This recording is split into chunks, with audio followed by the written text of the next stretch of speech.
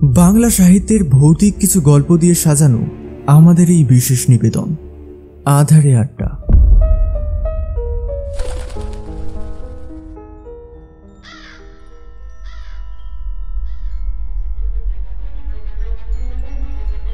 আমাদের আজকের নিবেদন লেখক হেমেন্দ্র কুমার রায়ের রচিত একটি গ্রাম বাংলার হাড় হিম করা ভূতের গল্প, ওলাইতলার বাগান বাড়ি।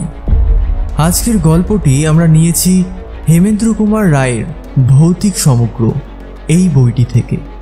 শুরু হচ্ছে ওলাইতলার বাগান বাড়ি।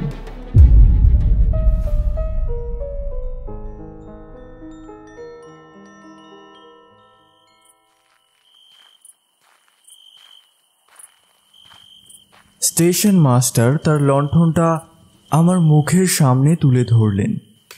তারপর থেমে থেমে বললেন, ওলাইতলার বাগান বাড়ি? আপনিও ওলাইতলার বাগান বাড়িতে যাচ্ছেন? আমি বললাম, মামুদপুরের জমিদার কৃত্তান্ত চৌধুরী বিজ্ঞাপন দিয়েছেন, তার একজন ম্যানেজার দরকার। 300 টাকা মাহিনা, ঠিক তো? কিন্তু আপনি কি করে জানলেন? তারাও একই কথাই বলেছিল। কারা? আপনার আগে যারা ম্যানেজারি করতে এসেছিল। গত 8 সপ্তাহে 8 জন লোক এই স্টেশনেই নেমে ওলাইতলার বাগান বাড়িতে গেছে, কিন্তু তারা কেউ আর এ পথ দিয়ে ফেরেনি।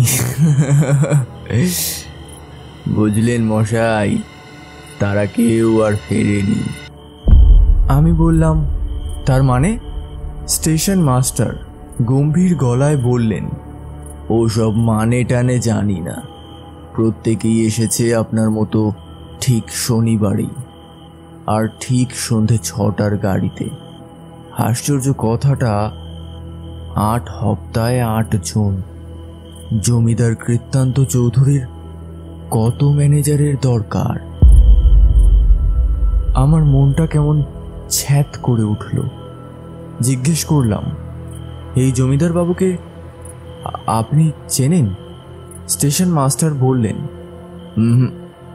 তবে তার নাম শুনেছি বটে। অল্প দিন হলো এখানে এসে ওই পুরো বাগান বাড়িখানা কিনে বসবাস করছেন। তার সম্বন্ধে নানা কানাঘুষো আছে মশাই। আজ পর্যন্ত গায়ের কেউ তাকে দেখেনি। দিনের বেলা ওই বাগান বাড়িখানা পুরো বাড়ির মতো পড়ে থাকে, কেবল এবং কেবল মাত্র রাত্রেই তার ঘরে ঘরে আলো জ্বলে। লোকজনও দেখা যায় না। ওই বাড়ির সব কিছুই অদ্ভুত। আজকে অমাবস্যা, আকাশে চাঁদ উঠবে না, তার উপর মেঘের পর মেঘ জমে আছে। ঠান্ডা হাওয়া পেয়ে বুঝলাম বৃষ্টি আসতে দেরি নেই। সঙ্গে আমার শখের বুলডগ রোভার।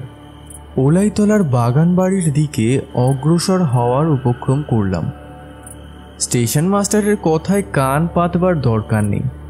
লোকটার মাথায় বোধহয় ছিট আছে, নইলে এ যুগে এমন সব আজগবি কথা কেউ বলে নাকি? স্টেশন মাস্টার আবার ডেকে বললেন, মশাই, তাহলে নিতান্তই যাবেন? হ্যাঁ, সেরকমই তো মনে করছি। তাহলে পথ ঘাট একটু দেখে শুনে যাবেন। ওলাইতলার বাগান বাড়ির ঠিক আগেই একটা গোরস্থান আছে। আগে সেখানে খ্রিস্টানদের গোর দেওয়া হতো। গোরস্থানটার ভারী বদনাম। সন্ধ্যার পর এ গায়ের কেউ আর সেদিকটায় যেতে চায় না। আমি আর থাকতে না পেরে বললাম, মশাই, মিথ্যেই আমাকে ভয় দেখাচ্ছেন। হ্যাঁ, আমি কাপুরুষ নই। দরকার হলে ওই গোরস্থানে শুয়েই আমি রাত কাটাতে পারি। অত্যন্ত দয়ার পাত্রের দিকে লোকে যেমনভাবে তাকায়, সেইভাবেই আমার দিকে তাকিয়ে স্টেশন মাস্টার একটু ম্লান হাসলেন, কিন্তু মুখে আর কিছু বললেন না। দামোদর নদীর ধারে ওলাইতলার সেই প্রকাণ্ড বাগান আর প্রকাণ্ড বাড়ি।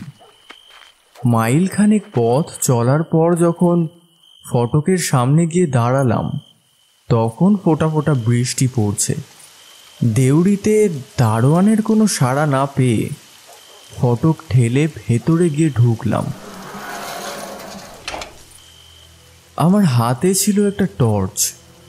তারই আলোয় যতটা পারা যায় দেখতে দেখতে এগোতে লাগলাম। অনেক কালের পুরনো বাগান, এবং তার অবস্থা এমন যে তাকে বাগান না বলে জঙ্গল বলাই উচিত। পুকুরের পাশ দিয়ে যেতে যেতে দেখলাম পানায় তার জল নজরে পড়ে না। ঘাটগুলোরও ভগ্নদশা। বাড়িখানার অবস্থাও তথৈবচ। ভাঙা জানলা, ভাঙা থাম, চুন বালি সব খসে পড়েছে। যে জমিদার 300 টাকা মাহিনা দিয়ে ম্যানেজার রাখবেন, এইখানে তার বাস। মনে কেমন একটা খটকা লাগলো। অসংখ্য ঝিঝি পোকার আর্তনাদ ছাড়া কোথাও জনপ্রাণীর সাড়া নেই, অথচ বাড়ির ঘরে ঘরে আলো জ্বলছে। একটু ইতস্তত করে চেঁচিয়ে ডাকলাম, বাড়িতে কেউ আছেন? সামনের ঘর থেকে মোটা গলায় সাড়া এলো, ভেতরে আসুন। ঘরের ভেতরে ঢুকলাম। মস্ত বড় ঘর, কিন্তু কোণে কোণে মাকড়সার জাল। দেওয়ালে দেওয়ালে কালি ঝুল, মেঝেতে 1 ইঞ্চি পুরো ধুলো। একটা ময়লা রং ওঠা টেবিল, 3খানা ভাঙা চেয়ার ও একটা খুব বড় ল্যাম্প ছাড়া ঘরে আর কোনো আসবাব নেই। অতিশয় শীর্ণ কুচকুচে কালো এক জরাজীর্ণ বুড়ো লোক আদুর গায়ে একখানা চেয়ারের ওপরে বসে আছে। তার বুকের সবকটি পাঁজর গোনা যায়। বুড়ো কথা কইলে ঠিক যেন হাড়ির ভেতর থেকে তার গলার আওয়াজ বেরোয়। সে বলল, আপনি কাকে চান? জমিদার কৃত্তান্ত বাবুকে। ও নাম আমারই। আপনার কি দরকার? আপনি কি একজন ম্যানেজার রাখতে চান? তাই। বুঝেছি, আর বলতে হবে না, বসুন। কৃত্তান্ত বাবুর কাছে গিয়েই রোভার হঠাৎ করেই গর্জে উঠল। কৃত্তান্ত বাবু প্ররুদ্ধ স্বরে বললেন, ও কি সঙ্গে কুকুর এনেছেন কেন? কামড়াবে নাকি? রোভারকে এক ধমক দিলাম। সে গর্জন বন্ধ করলো বটে, কিন্তু আমাদের কাছ থেকে অনেক তফাতে সরে গিয়ে তীক্ষ্ণ ও সন্দিগ্ধ দৃষ্টিতে কৃত্তান্তবাবুর দিকে তাকিয়ে রইল। বিরক্তভাবে কৃত্তান্তবাবু বললেন, ওসব কুকুর টুকুর এখানে চলবে না, ওকে এক্ষুনি তাড়িয়ে দিন। আমি বললাম, ওকে তাড়ালেও ও যাবে না মশাই। রোভার আমাকে ছাড়া এক মুহূর্তও থাকতে পারে না। রাত্রে আমার সঙ্গেই ঘুমাবে। রাত্রেও ও বেটা আপনার সঙ্গে ঘুমোয়? কি বিপদ, কি বিপদ! বলে কৃত্তান্তবাবু চিন্তিত মুখে ভাবতে লাগলেন।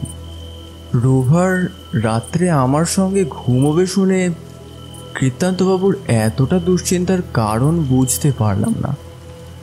খানিক পর কৃত্তান্তবাবু উঠে দাঁড়িয়ে বললেন, একটু বসুন, আপনার খাওয়া শোয়ার ব্যবস্থা করে আসি। আমি বললাম, সেজন্য আপনার ব্যস্ত হওয়ার দরকার নেই। আমি যেই জন্য এসেছিলাম সেই কথাটাই হোক না। আজ আমার শরীরটা ভালো নেই, কথাবার্তা কাল সকালে হবে খন। এই বলে কৃত্তান্তবাবু বেরিয়ে গেলেন। খানিক পর তিনি ফিরে এসে বললেন, আসুন, সব প্রস্তুত। তার পেছন পেছন অগ্রসর হলাম। মস্ত বড় উঠোন ও অনেকগুলো সারবন্দি ঘর পেরিয়ে সিঁড়ি বেয়ে দোতলায় গিয়ে উঠলাম। বাড়ির সর্বত্র ভগ্নদশা, ধুলো আর জঙ্গলের স্তূপ, চামচিকা আর বাদুড়ের আনাগোনা। একটা চাকর বাকর পর্যন্ত দেখা গেল না। নির্জন বাড়ি যেন খা খা করছে। একটা ছোট্ট ঘরে গিয়ে ঢুকলাম। ঘরখানা খুব বেশি নোংরা নয়। এক পাশে ছোট একখানা চৌকি, তার উপর বিছানা পাতা। আর এক পাশে থালায় খাবার সাজানো রয়েছে। কৃত্তান্ত বাবু বললেন, এখনই খেয়ে নিন, নইলে সব খাবার ঠান্ডা হয়ে যাবে। নানা কথা ভাবতে ভাবতে মাথাটা হেঁট করে খেতে খেতে হঠাৎ মুখ তুলে দেখি কৃত্তান্তবাবু এক দৃষ্টিতে আমার দিকে তাকিয়ে বসে আছেন। তার কোটরগত দুই চক্ষুর ভেতর থেকে যেন দুটো অগ্নিশিখা জ্বলছে। আমি মুখ তুলে তাকাতেই সে আগুন নিভে গেল। মানুষের চোখ যে এমন জ্বলতে পারে আমি জানতাম না। কৃত্তান্তবাবু বললেন, আজ তাহলে আসি, খেয়ে দিয়ে আপনি শুয়ে পড়ুন। এই কথাটুকু বলে যেতে যেতে দাঁড়িয়ে পড়ে বললেন, আর দেখুন, রাত্রে ঘরের জানালাগুলো যেন খুলবেন না। একে তো বৃষ্টি হচ্ছে, আবার তার ওপর কথাটা বলতে বলতে হঠাৎ থেমে গেলেন। আমি বললাম, থামলেন কেন? কি বলছিলেন বলুন না। ও ধারের জানালা খুললে গোরস্থান দেখা যায়। তা দেখা গেলেই বা কি হয়েছে? সেখানে হয়তো এমন কিছু দেখতে বা এমন সব গোলমাল শুনতে পাবেন রাত্রে মানুষটা দেখতে বা শুনতে চায় না। আমি তাচ্ছিল্যের হাসি হাসলাম। কৃত্তান্তবাবু বললেন, হ্যাঁ, আর একটা কথা, আপনার ওই বিশ্রী বুলডগটা বেঁধে রাখবেন। কুকুর অপবিত্র জীব। রাত্রে ও যে বিছানায় গিয়ে উঠবে, এটা আমি পছন্দ করি না, বুঝলেন? আচ্ছা ঠিক আছে। কৃত্তান্তবাবু বেরিয়ে গেলেন, কিন্তু তার শেষ ইচ্ছা আমি পূর্ণ করিনি। রাত্রে রোহার আমার বিছানার ওপরেই শুয়েছিল। অনেক রাত্রে দারুণ যন্ত্রণায় আমার ঘুমটা ভেঙে গেল। কে যেন আমার গলা টিপে ধরেছে। দুখানা লোহার মতো শক্ত হাত আমার গলার ওপর ক্রমেই বেশ জোর করে চেপে ধরে বসতে লাগলো। প্রাণ যখন যায় যায় আচম্বিতে আমার গলার ওপর থেকে সেই মারাত্মক হাতের বাঁধন আলগা হয়ে খুলে গেল। তারপরেই ঘরময় একটা ঝটাপটি আর হুড়োহুড়ির শব্দ। কিন্তু তখন সেদিকে মন দেবার মতো সময় আমার ছিল না। গলা টিপুনির যন্ত্রণায় তখনও আমি ছটফট করছি। অনেক পরে যন্ত্রণাটা যখন একটু কমলো, তখন ঘরটা পুরো স্তব্ধ।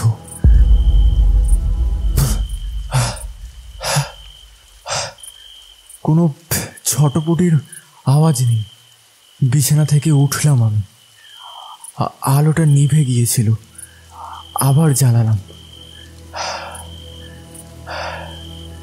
টের পেলাম যে আমার আক্রমণ করেছিল সেও নেই ঘরে। বিছানায় রোভার নেই। রোভার রোভার বলে অনেকবার ডাকলাম, কিন্তু কোনো সাড়া পেলাম না। হাত ঘড়ির দিকে তাকিয়ে দেখলাম রাত 1টা বেজে গেছে। দরজা দিয়ে বাড়ির ভেতরে উকি দিয়ে দেখলাম অন্ধকার যেন জমাট বেঁধে আছে। সে অন্ধকার দেখলেই প্রাণ কেমন করে ওঠে। সে অন্ধকার যেন জ্যান্ত কোনো হিংস্র জন্তুর মতো আমার ঘাড়ের ওপর লাফিয়ে পড়বার জন্য প্রস্তুত হয়ে আছে। চট করে দরজাটা আবার বন্ধ করে দিলাম। ঘরের এই দরজাটা আগেই বন্ধ করে শুয়েছিলাম, কিন্তু যে আমায় আক্রমণ করেছিল সে তাহলে কোন পথ দিয়ে আমার ঘরে এসেছিল? এদিক ওদিক তাকিয়ে ঘরের ভেতরে আর একটা দরজা দেখতে পেলাম। ঠেলতেই দরজাটা খুলে গেল এবং ভক করে একটা ভীষণ দুর্গন্ধ এসে যেন আমায় আচ্ছন্ন করে দিল। হ্যারিকেনটা তুলে ভালো করে দেখলাম। সে কি ভীষণ দৃশ্য! ঘরের মেঝেতে রাশি রাশি হাড়গোড়, মরার মাথার খুলি আর রক্ত মাখা কাঁচা নাড়ি ভুড়ি ছড়িয়ে পড়ে আছে। একদিকে একটা কাঁচা মরার মুন্ডুও মাটির ওপরে পড়ে হাঁ করে তাকিয়ে আছে। দুম করে দরজাটা আবার বন্ধ করে দিলাম। আমি কি তাহলে কোনো পিশাচের পাল্লায় এসে পড়েছি? আমার দম যেন বন্ধ হয়ে আসছে। তাড়াতাড়ি ঘরের জানালাগুলো খুলে দিলাম। বাইরে আকাশ ভরা অন্ধকারকে ভিজিয়ে হুড় হুড় করে বৃষ্টি পড়ছে। ফালা ফালা হয়ে বিদ্যুতের চমক আর বো বো করে ঝোড়ো হাওয়া বইছে। আর ও কি, বিদ্যুতের আলোয় বেশ দেখা গেল সামনে তালগাছতলায় দাঁড়িয়ে লিকলিকে চেহারায় একটা ছেলে বেয়ারা গলায় গান গাইছে। হঠাৎ ভয়ানক কড়কড়াত শব্দে বিদ্যুৎ চমকালো, গানও থেমে গেল। তারপর তালতলায় ছেলেটাকেও আর দেখা গেল না। কিন্তু ঝোড়ো হাওয়ায় চারিদিকের সেই অন্ধকার আর দুর্যোগের মধ্যেই নানা রকম ভয়ানক আওয়াজ কানে আসতে লাগলো। কখনো মনে হয় একদল আতরের শিশু ট্যা ট্যা করে কাঁদছে, আবার কখনো শুনি আড়াল থেকে কে যেন খিলখিল করে হাসছে। মাঝে মাঝে কে যেন ঝমঝম করে মল বাজিয়ে যাচ্ছে আর আসছে, যাচ্ছে আর আসছে। থেকে থেকে এখানে ওখানে ভুতুড়ে আলো জ্বলছে আর নিভছে। বাগানের কোন কোণা থেকে একটা হুলো বিড়াল একবারও না থেমে কেবল চেঁচাচ্ছে। আজ কি এখানে রাজ্যের ভূতপ্রেত দৈত্য দানব এসে জড়ো হয়েছে, নাকি ভয়ে আমারই মাথাটা খারাপ হয়ে গেছে? যা দেখছি শুনছি সমস্ত অলীক কল্পনা। হ্যাঁ, ও আবার কি? ঘরের দরজাকে ঠেলছে। আতঙ্কে আমার মাথার চুলগুলো খাড়া হয়ে যাচ্ছে। জানি না দরজার ওপাশে দাঁড়িয়ে কোনো বিভৎস মূর্তি আমার জন্য অপেক্ষা করছে। আবার কে যেন দরজা ঠেলল। আমার সমস্ত দেহ যেন পাথর হয়ে গেল। তারপরেই আবার দরজায় ঘন ঘন ধাক্কা, তার সাথে সাথে রোভারের ঘেউ ঘেউ শব্দ। বাঁচলাম যেন। এই যে আমার রোভারের ডাক। ছুটে গিয়ে দরজাটা খুলে দিতেই রোভার এসে এক লাফে আমার বুকের ভেতর ঝাঁপিয়ে পড়ল। এই নির্বান্ধব ভুতুড়ে পুরীতে রোভারকে পেয়ে মনে হলো তার যে বড় আত্মীয় এ পৃথিবীতে আমার আর কেউ নেই। বাইরের বাগান থেকে অনেক লোকের গলা পেলাম। জানালার ধারে গিয়ে দেখি ৬-৭টা লণ্ঠন নিয়ে ১৪-১৫ জন বাড়ির দিকেই আসছে। তাদের পোশাক দেখেই বুঝলাম তারা পুলিশের লোক। এবং সেই ভিড়ের ভেতর স্টেশন মাস্টারকেও দেখতে পেলাম। বুঝতে বাকি রইল না যে থানায় খবর উনিই দিয়েছেন। মনে মনে তাকে ধন্যবাদ দিয়ে আমি ঘর থেকে বেরিয়ে পড়লাম। পুলিশের লোকেরা সিঁড়ির তলাতেই দাঁড়িয়ে উত্তেজিত হয়ে গোলমাল করছিল। ব্যাপার কি? ভিড় ঠেলে সেদিকে এগিয়ে দেখি জমিদার কৃত্তান্ত চৌধুরীর কুচকুচে কালো আর লিকলিকে হাড় বের করা দেহটা সিঁড়ির তলায় পড়ে আছে। তার চোখ দুটো কপালে উঠেছে এবং সে চোখ দেখলেই বোঝা যায় কৃত্তান্ত বাবু আর ইহলোকে বর্তমানে নেই। কৃত্তান্ত বাবুর গলদেশে মস্ত একটা গর্ত, তার ভেতর থেকে তখনও রক্ত ঝরে চলেছে। এতক্ষণে বুঝলাম রোভারের মুখেও কার যেন রক্ত লেগে আছে। তাহলে এই কৃত্তান্ত চৌধুরীই আমায় আক্রমণ করতে গিয়েছিল। তারপর রোভার তার টুটি কামড়ে ধরে এ যাত্রার মতো তার সব লীলা খেলা শেষ করে দিয়েছে। স্টেশন মাস্টার তার দুই চোখ বিস্ফারিত করে বলছেন, এ কি অসম্ভব কাণ্ড। ইন্সপেক্টর বললেন, আপনি কি বলছেন? স্টেশন মাস্টার ভালো করে কৃত্তান্ত চৌধুরীর মুখের ওপর ঝুঁকে পড়ে তার মুখখানা দেখে বললেন, না, কোনো সন্দেহই নেই যে এ হচ্ছে এই গায়ের ভুবন বসুর লাশ। ঠিক ২.৫ মাস আগে ভুবন বসু কলেরায় মারা গিয়েছে, কিন্তু তার দেহ দাহ করা যায়নি, কারণ তার লাশ কোথায় গায়েব হয়ে গিয়েছিল।